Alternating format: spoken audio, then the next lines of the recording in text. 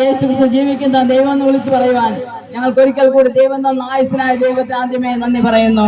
ഞങ്ങളെ കേൾക്കുന്ന സഹോദരങ്ങളെ, ഞങ്ങൾ ഓരോ നിമിഷവും ഓരോ ദിവസവും നമ്മുടെ ആയുസ് എത്രയെന്നത് നമുക്ക് തന്നെ അറിയാം. 7-80 അല്ലെങ്കിൽ അതിന് 80 അല്ല അപ്പുറത്തോട്ട് 100 പോകുമ്പോൾ തന്നെ മനുഷ്യന്റെ കഷ്ടപ്പാടും കണിനീരും ഉള്ളവരാണ് നാം ഓരോരുത്തരും. നമുക്ക് സമാധാനം എത്രത്തോളം ഉണ്ടെന്ന് നാം ഓരോ അനുദിനവും ചിന്തിക്കേണ്ടുന്ന കാര്യമാണ്. നമുക്ക് സമാധാനം കുടുംബങ്ങളിലുണ്ടോ? മദ്യപിക്കുന്ന ഒരു സഹോദരൻ നമ്മുടെ ഭവനത്തിലുണ്ടെങ്കിൽ നമുക്ക് എത്ര സമാധാനമുണ്ട്.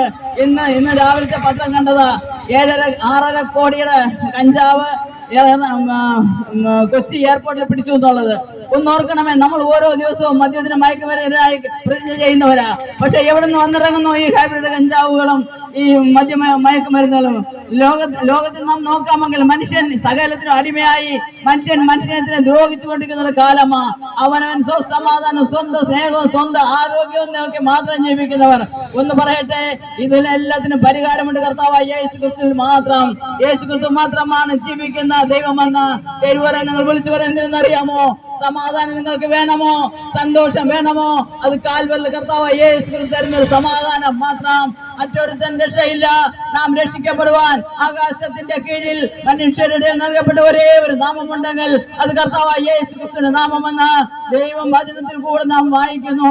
കർത്താവായ യേശുക്രിസ്തു അല്ലാതെ മറ്റൊരു മാർഗമില്ല. ദൈവമക്കളെ, നമുക്ക് സ്വർഗത്തിൽ പോകണമെങ്കിൽ, നമുക്ക് ഗൾഫ് നാട്ടിൽ പോകണമെങ്കിൽ എന്തെല്ലാം ആവശ്യങ്ങളുണ്ട്.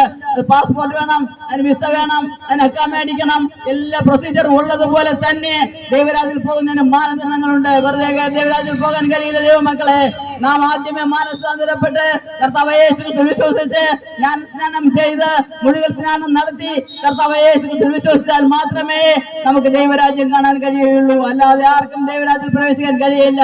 മദ്യപാനി ദൈവരാജ്യം അവകാശമാക്കിയാലും തിരുവചനം പറയുമ്പോൾ അത് അങ്ങനെ തന്നെയാണ്. ഞാനോ ലോകാവസാനത്തോളം നിങ്ങളോടുകൂടെ ഉണ്ടെന്ന് പറയുമ്പോൾ ദൈവം വഴിയിൽ വിട്ടേച്ചു പോകുന്ന ഒരു ദൈവമല്ല.